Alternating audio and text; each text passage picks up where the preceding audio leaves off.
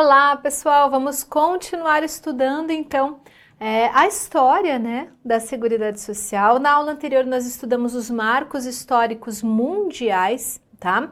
As datas importantes que realmente trouxeram mudanças, né, na proteção social no mundo. E agora, na aula de hoje, a gente vai estudar quais são esses marcos históricos no nosso país, tá? Gente, nós temos sim várias regras bem interessantes que existem já há muito tempo, né?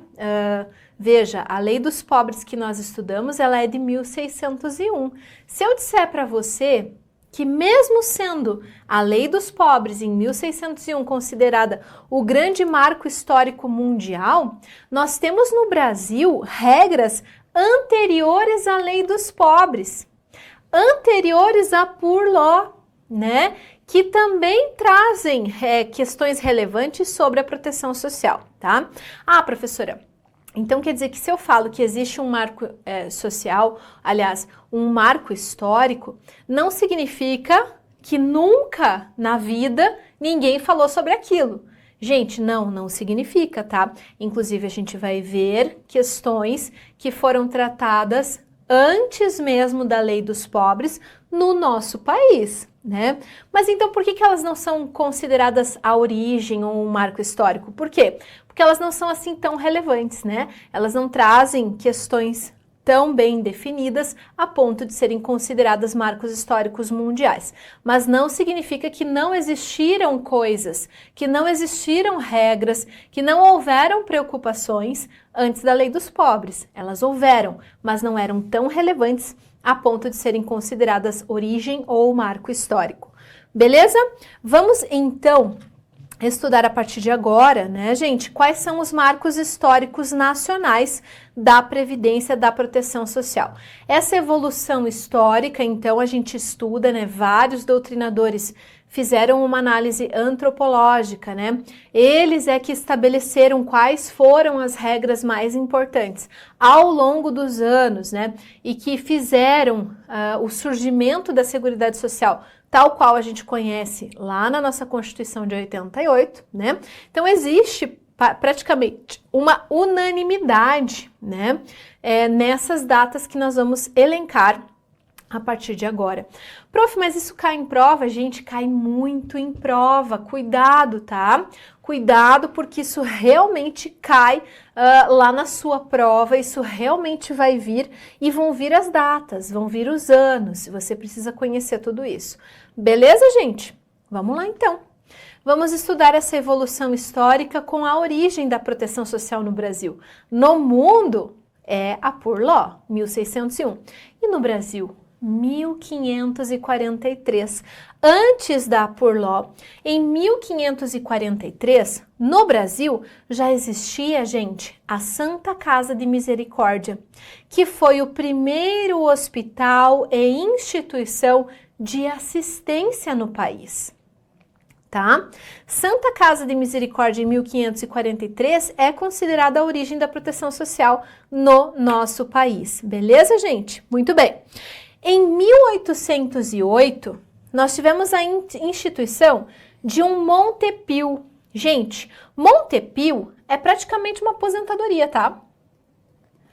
Aposentadoria. Certo? Foi criado esse Montepio, essa aposentadoria, essa previdência, gente, para a guarda pessoal do rei Dom João VI. Certo? Então, inicialmente, é criado uma aposentadoria para os guardas pessoais do rei Dom João VI. E a mão geral é criada em 1835, né? Ou seja, vários anos depois da criação do primeiro Montepio da Guarda Real, foi criada a mão geral, que era o Montepio Geral da Economia dos Servidores do Estado, como se fosse uma aposentadoria do funcionalismo público, já em 1835, chamada de mão geral. Por que esse nome? Porque vem de Montepio Geral, gente. O Montepio surge apenas para os guardas pessoais, ou mão geral para os demais servidores do Estado, tá? Em 1824, gente, guardem essa data, né? Foi definida na Constituição do Império a Lei dos Socorros Públicos. Muito, muito importante. Essa lei havia, né, nessa lei, havia a previsão de que o Estado garantiria socorros públicos. O Estado garantiria o acolhimento aos pobres.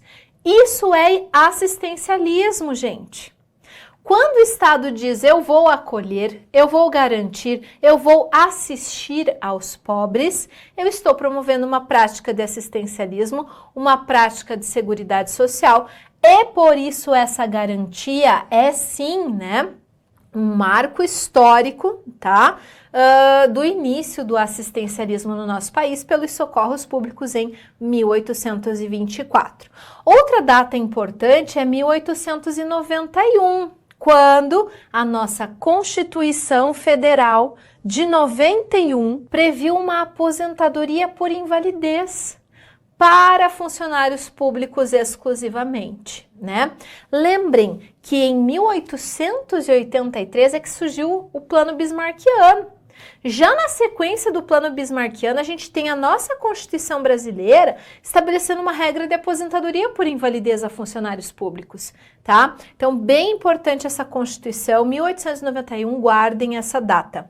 Gente, em 1919... salvo engano, era Vargas, tá? Foi editada a Lei de Acidentes de Trabalho. Então, veja, o Estado começa a se preocupar com acidente de trabalho, com proteção do trabalhador, com a necessidade de haver, né, um Montepio, um valor, uma renda substitutiva do trabalho. Tudo isso começa a fortalecer ideários aí de que era necessário um sistema de seguridade para toda a população, tá? Vamos adiante, gente. Agora, gravem essa data, 1923, tá? A Lei Eloy Chaves foi publicada em 24 de janeiro, 24/1/23, tá? 24/1, deixa eu até colocar aqui, 1923, né?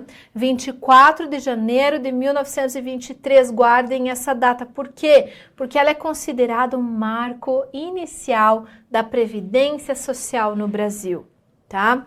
O que essa lei tem de tão importante, gente? Ora, lá em 1923... essa lei determina a criação de caixas de aposentadorias e pensões para ferroviários. Lembra que eu disse a vocês que no sistema bismarckiano, um sistema de capitalização, havia a instituição de caixas, né, para que as pessoas, mediante contribuição do empregado e do empregador, as pessoas tivessem no futuro um valor a receber, né?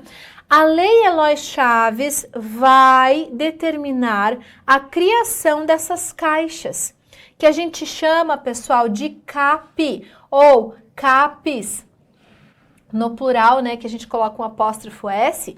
CAP, gente, Caixa de Aposentadoria e Pensão. No mesmo sistema bismarckiano, vai ter contribuição, vai haver uma administração pela própria empresa, vai haver um sistema mutualista em que tanto as empresas como os empregados vão pagar valores, né? E essas caixas, no fim, o valor vai ser repassado para esses trabalhadores, é uma coisa boa, né? Nesse sistema de CAPs, não havia gerência e não havia contribuição do poder público, tá, pessoal? Havia gerência das empresas, havia contribuição mutualista das empresas e empregadores para que mais tarde as pessoas pudessem retirar esses dinheiros, né?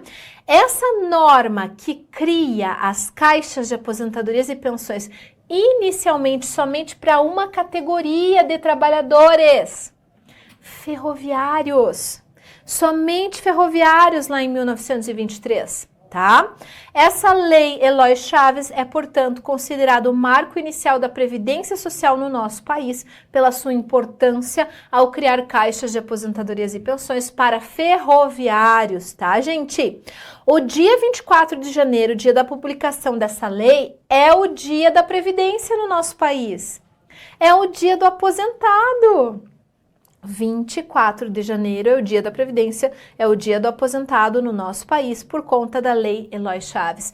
Você pode esquecer dessa lei, gente? Não, jamais. Marco histórico inicial da Previdência Social no nosso país, lei Eloy Chaves, 1923, né? Publicada 24 de janeiro, dia do aposentado, dia da aposentadoria, instituiu as caixas de aposentadorias e pensões dos ferroviários. Cuidado! Olha só, não significa dizer, por ser esse considerado o nosso marco histórico inicial, isso não significa que antes da lei Eloy Chaves não existiu nenhuma legislação que tratasse de seguridade social no país. A gente acabou de estudar várias, né? Se você não lembra, eu vou voltar aqui, deixa eu ver se eu consigo voltar aqui para vocês. Se você não lembra, a gente estudou todas essas regras anteriores à lei Eloy Chaves, que também trazem direitos relacionados à proteção social no nosso país. O fato de nós considerarmos a lei Eloy Chaves como um marco inicial, um marco histórico, não quer dizer que antes dela nós não tivemos aí outras regras. Tá bom, gente? Tranquilo? Muito bem, vamos adiante, olha só.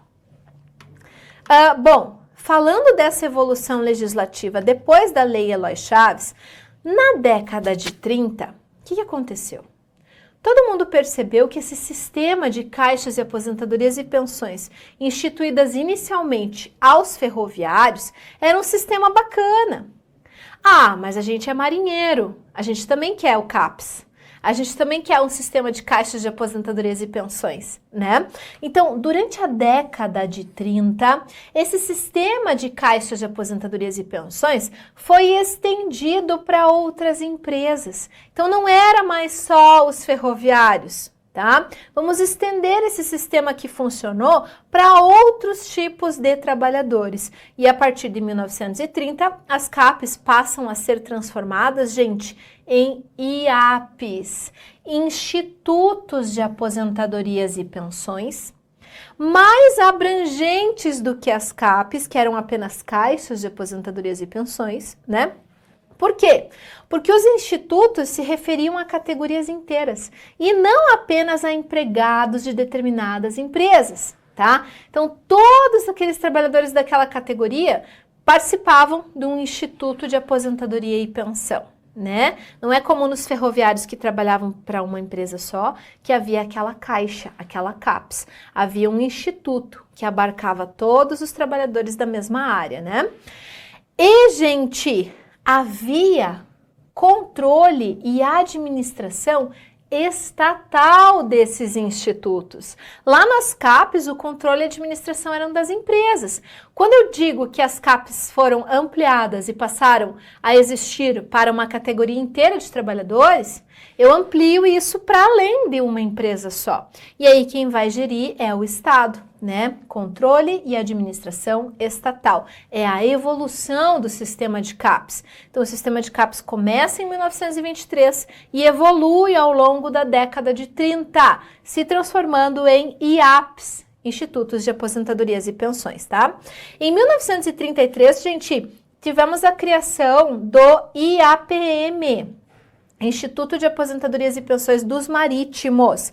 Na sequência, o dos comerciários, dos bancários e assim por diante. Esses institutos eram autarquias públicas em âmbito nacional, tá bem? Vamos adiante. Vamos agora, né, resolver uma questão de concurso relacionada ao tema para que você consiga aí, né, de uma vez por todas, tá, entender e compreender esse conteúdo. Então, vamos lá. Com relação à organização e aos princípios do sistema de seguridade social brasileiro, julgue o item a seguir.